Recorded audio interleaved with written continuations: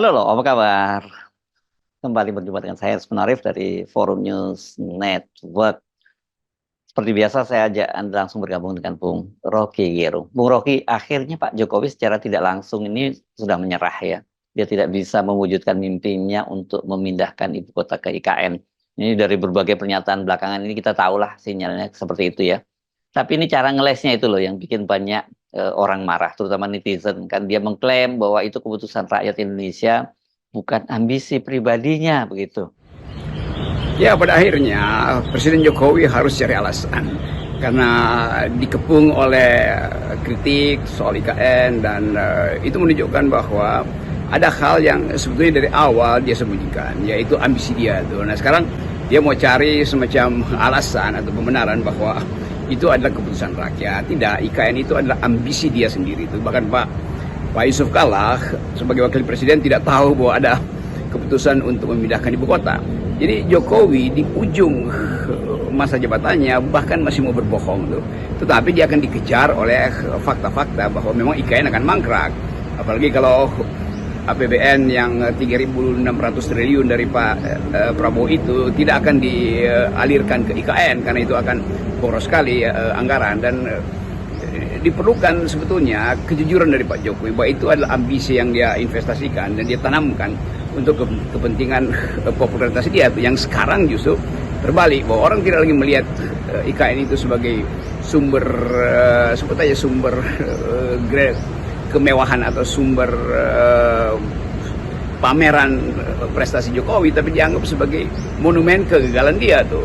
Kita mulai melihat bagaimana Jokowi sampai akhir ujung masa jabatannya masih berupaya untuk jual IKN, masih berupaya untuk meminang investor. Tetapi kita tahu bahwa di belakang itu semua yang disebut sebagai jaminan investasi asing, semua itu adalah MOU, semacam ya basa-basi yang masih bisa dibatalkan karena semua investor itu menunggu pemerintahan berikutnya. Tuh, bagaimana kalau pemerintahan berikutnya Pak Prabowo misalnya tidak hendak meneruskan IKN? Jadi kelihatannya Jokowi seolah-olah pamer sesuatu yang tidak mungkin dia kendalikan lagi, dan kesempatan kita untuk mulai menilai bahwa Jokowi memang menyimpan banyak problem. Dan problem yang paling utama adalah dia berbohong pada rakyat. Dia menuduh bahwa itu adalah keinginan rakyat. Padahal survei yang dibuat oleh Kompas beberapa waktu yang lalu itu menunjukkan bahwa 80% penduduk Indonesia itu tidak menghendaki IKN. Jadi sebetulnya modus operandi Jokowi itu mudah terbaca, yaitu berupaya untuk menyembunyikan sesuatu yang pada akhirnya gagal, dan kegagalan itu harusnya dia yang bertanggung jawab.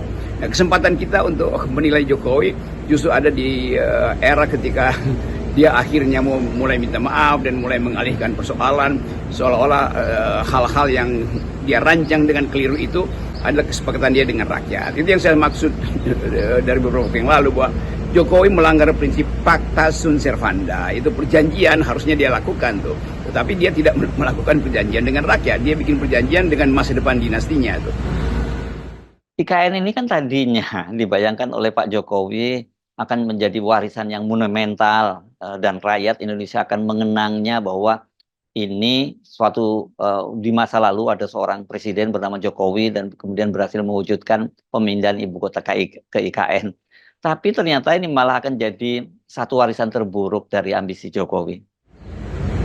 Publik tidak ingin menghitung prestasi Jokowi. Publik ingin menghitung apa aja jenis-jenis kegagalan dan jumlah kegagalan Jokowi.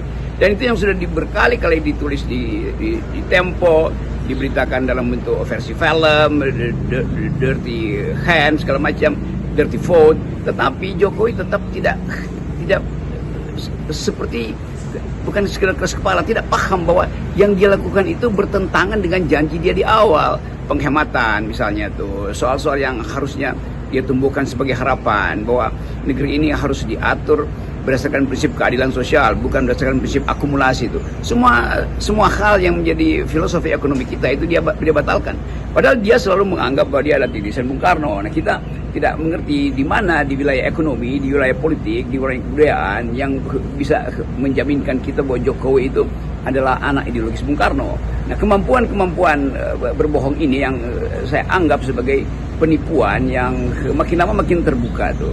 Dan terutama sekali lagi soal IKN, bahwa itu adalah bukan keputusan rakyat, dan rakyat tidak pernah berupaya untuk mengetahui apakah ini dimaksudkan untuk kemewahan masa depan generasi baru atau sebetulnya sekedar untuk dipamerkan sebagai prestasi atau legasi dia. Jadi hal-hal yang kita sebutkan dari awal sebagai upaya Jokowi untuk memanipulasi sejarah akhirnya terbuka. Dia mulai sekali lagi mencari cara untuk mendasarkan proyek itu sebagai kepentingan atau keinginan rakyat. Rakyat menghendaki ada cukup daya beli, rakyat menghendaki ada harga sembako yang turun, rakyat menghendaki agar sekolah itu digratiskan, tuh rakyat menghendaki semua hal yang bersifat keadilan sosial. Sementara IKN itu adalah investasi padat modal yang hanya sekedar memamerkan ambisi seseorang. Jadi tidak ada hubungannya antara legitimasi rakyat dan kehendak Jokowi untuk meneruskan IKN itu. Yang jelas bahwa setelah Prabowo pemerintah mulai APBN tidak mungkin dialirkan ke IKN. Jadi Jokowi tentu menginginkan atau membujuk Prabowo untuk beri dana pada IKN tuh, dan itu sebetulnya absurd karena IKN itu adalah APBN itu adalah batas dari ambisi presiden, dan itu yang akan memungkinkan kita melihat jarak antara Jokowi dan Prabowo itu akan melebar justru karena Jokowi seolah-olah melakukan pemerasan APBN tapi tidak paham bahwa Presiden Prabowo punya interest yang lain, punya fokus yang lain, yaitu makan siang gratis yang juga sebetulnya dananya sangat terbatas. Mari kita bayangkan setelah beberapa hari lagi Pak Jokowi lengser, bagaimana kira-kira Pak Jokowi akan mengenang IKN? Bagaimana dia melihat realita bahwa proyek mercusuar yang tadinya dia pikir akan melambungkan namanya, membuat namanya akan terus dikenang oleh bangsa Indonesia itu kemudian berubah menjadi monumen semua keburukan yang dia wariskan setelah 10 tahun dia berkuasa. Jadi coba kita bayangkan bahwa setelah Presiden Jokowi lengser, dia lihat dari kejauhan, mungkin dari Solo, dia akan pindah ke Solo. Bagaimana IKN itu adalah proyek yang mangkrak. Setiap hari dia akan tonton di televisi, berupaya untuk cari tahu apakah ada investor yang masuk, berupaya untuk pengaruhi Gibran supaya pengaruhi Pak Prabowo untuk investasikan kembali APBN ke IKN. Tetapi mimpi Presiden Jokowi itu sudah berakhir. Dia tidak punya lagi kapasitas untuk memerintahkan APBN diguyurkan ke IKN. Bahkan negosiasi pasti dengan mereka yang seolah-olah sudah memberi MOU akan terjadi bukan dengan Jokowi atau dengan Gibran, tapi dengan Pak Prabowo. Dan Pak Prabowo tahu batas kelayakan itu secara finansial, secara APBN.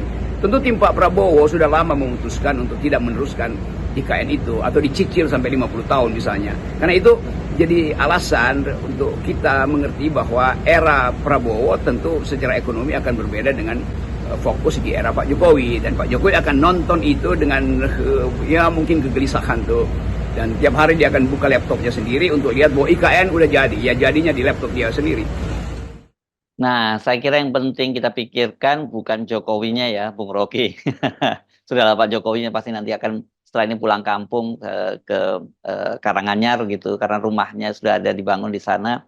Tapi sekarang tuh persoalannya yang kita lihat, kita harus hadapi ya realitas bahwa Pak Prabowo akan memerintah dengan segala warisan beban berat dari Jokowi.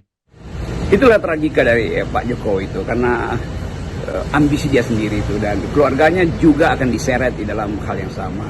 Dan sangat disayangkan bahwa sebuah keluarga yang di awal pemerintahan dianggap sebagai contoh dari kesederhanaan, akhirnya jadi contoh dari kegagalan, contoh dari kerakusan, contoh dari ambisi itu. Tapi udah kita masuk pada tahap berikut, yaitu meminta supaya publik mengawasi APBN yang sangat rentan untuk dipakai oleh Pak Prabowo karena keterbatasan ruang fiskalnya. Tetapi kita harus percaya bahwa kalau kita lakukan sebagai pengawasan, maka kemungkinan sumber keuangan baru itu bisa diperoleh oleh Pak Prabowo. Tapi bukan dengan cara memberatkan kehidupan ekonomi rakyat.